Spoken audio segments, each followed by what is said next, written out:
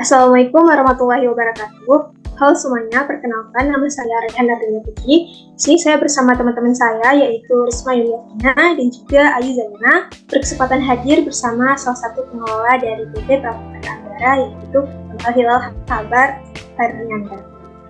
Dan juga di kesempatan kali ini kami akan bertanya sedikit nih mengenai profil dari perusahaan PT Pramuka Anggara. Halo Bang Hilal, gimana nih Bang kabarnya? Alhamdulillah sehat. Alhamdulillah. Oke. Jadi PT Prapatraya Agara ini dengar-dengar merupakan salah satu perusahaan yang berfokus pada produk perumahan. Nah, kira-kira awal berdirinya PT Prapatraya Agara ini gimana sih Bang, dan apa alasan serta motivasinya dalam membangun perusahaan ini? Iya, awal mula berdirinya perusahaan ini itu ketika kami melihat sebuah peluang yang dimana kita melihat banyaknya keluarga-keluarga baru atau pasangan yang baru menikah dan tidak memiliki rumah. Jadi dengan itu kami melihat sebuah peluang di mana pasangan-pasangan muda ini biasanya, apalagi yang kita kenal dengan zaman modern ini ya, mereka lebih memilih untuk membeli rumah karena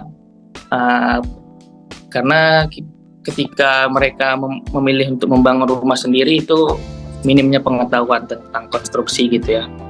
Maka dari itu kami PT Prapatraya Agara menyediakan layanan jasa konstruksi atau bisa dikenal juga dengan real estate ya, khususnya di bidang perumahan.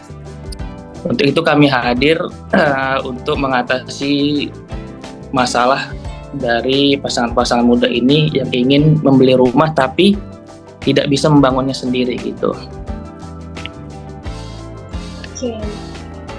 Terus di setiap perusahaan itu kan biasanya ada visi dan misinya nih Bang. Jadi apa sih Bang visi dan misi dari PT Prapatraya Agara ini dalam mencapai tujuan?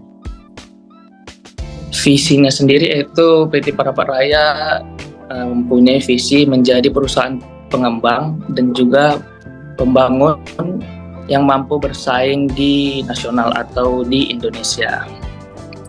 Misinya sendiri itu memberikan solusi bagi masyarakat, khususnya pasangan-pasangan muda atau pasutri yang baru menikah untuk dapat memiliki hunian yang layak dan berkualitas. Kemudian misinya menjunjung tinggi kualitas produk yang sesuai dengan kontrak atau produk yang berkualitas lah. Kemudian mengutamakan komitmen, servis dan kejujuran dalam berbisnis. Itu dia. Berarti pelayanan yang baik lah Bang ya untuk Iya, benar. Oke. Kalau boleh tahu, kira-kira struktur perusahaan atau orang-orang di balik PT Prapatraya Agara ini siapa aja sih Bang? Untuk struktur perusahaan itu ada terdiri dari direktur perusahaan, yaitu saya sendiri, Alhil Akbar Fernanda. Kemudian ada komisaris perusahaan, itu ada Alhulil Akbar. Kemudian di manajer keuangan itu ada Putri Maulidar, dan di manajer bagian administrasi lah gitu ya, ada Ali Sopian. Oke, terima kasih. Sebelumnya, perkenalkan nama saya Ayu Zaina. Di sini saya akan melanjutkan pertanyaannya. Untuk PT Prapatraya Agara ini bergeraknya di bidang apa saja ya, Bang? Untuk PT Prapatraya Agara ini bergerak khususnya di bidang konstruksi atau bisa dikenal dengan real estate, yang khususnya di bidang real estate perumahan. Oke. Dan produknya apa saja ya Bang? Produk untuk di PT Prapatraya Agara. Saat ini kita sudah membangun perumahan di 3 lokasi ya. Yang pertama itu di Cade Aceh Besar. Di situ ada perumahan minimalis yang tipenya bermacam-macam. Ada tipe 42, ada rumah dengan tipe 50, dan juga ada rumah di tipe 80. Kemudian kami juga ada membangun di daerah Rukoh Banda Aceh yang bernama Al Askar Residence. Nah, di Rukoh Banda Aceh ini dia perumahannya tipenya tipe 80 dan 70. Kemudian kami juga ada membangun di Aceh Tenggara atau bisa dikenal juga dengan Kuta Cane. Di situ ada juga produk perumahan minimalis dengan tipe 42. Ya, itu aja. Terus Bang, dalam hambatannya itu kan ada hambatan beroperasi.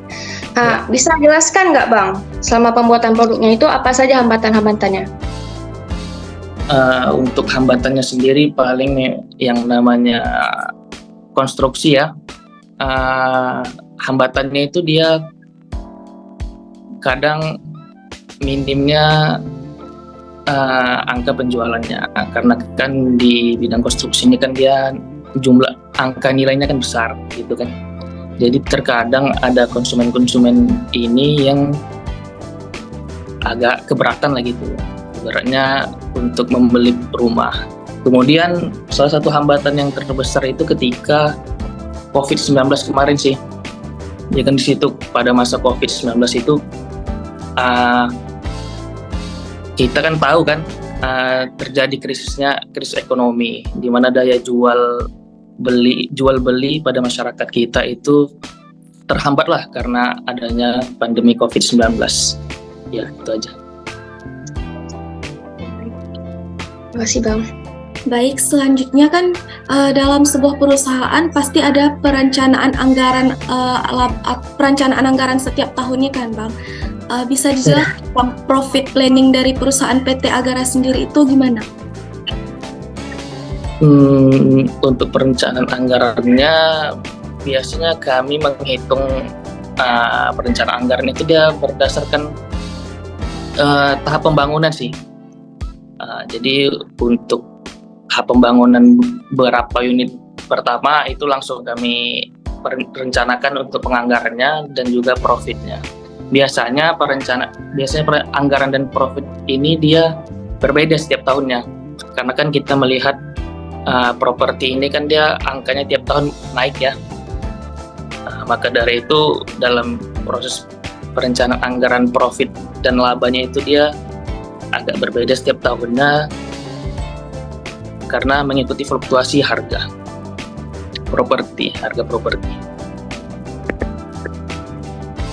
Biasanya PT Petin sendiri apakah setiap tahunnya laba atau profitnya itu sesuai dengan anggaran perencanaannya Bang, atau pernah terjadi hal-hal di luar kendali dari perusahaan sendiri? Untuk labanya per tahun biasanya untuk awal-awal pembangunan kemarin tuh alhamdulillah tercapai dengan sesuai lah dengan perencanaannya. Namun ya seperti yang kita ketahui tadi, kendalanya itu ketika pandemi COVID itu sih. Nah, jadi ketika pandemi COVID itu dari apa yang direncanakan itu berbeda lah dengan realitanya karena minimnya daya beli dari masyarakat. Jadi ketika COVID-19 itu apa hal yang dilakukan dari perusahaan sendiri ketika perencanaan tidak sesuai dengan realitanya Bang? Pada saat itu kami mencoba dengan cara meminimalkan profitnya sih. Jadi misalkan kita merencanakannya untuk profitnya 100 juta misalnya gitu kan. Kami dengan pandemi COVID ini kan daya beli masyarakat turun, jadi kami menurunkan harga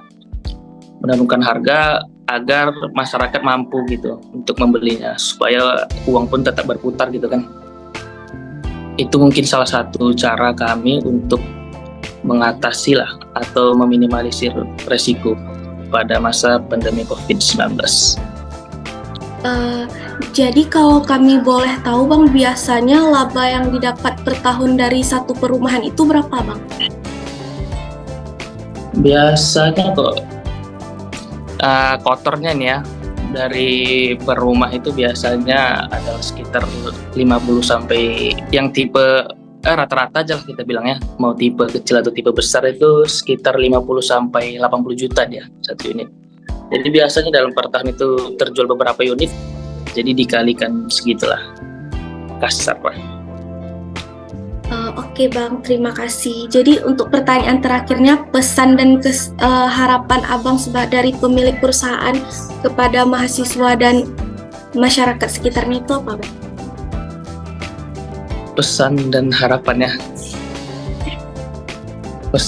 harapannya ya semoga kedepannya PT Prapat Raya Agara ini mampu memenuhi kebutuhan konsumen lah di masa yang akan datang, dan mampu menjadi perusahaan properti yang berkualitas, jujur dan amanah, dan juga bisa menjadi solusi dari masalah sulitnya mencari perumahan bagi pasangan-pasangan muda di Aceh khususnya.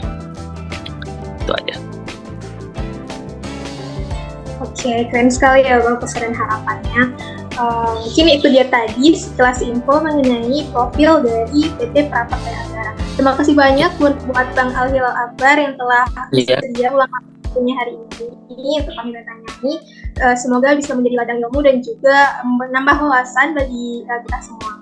Dan juga untuk teman-teman yang sekiranya sedang mencari rumah, bisa banget nih, yuk langsung aja merapat ke PT Prapat Raya Agara. Terima kasih. Wassalamualaikum warahmatullahi wabarakatuh. Waalaikumsalam warahmatullahi wabarakatuh.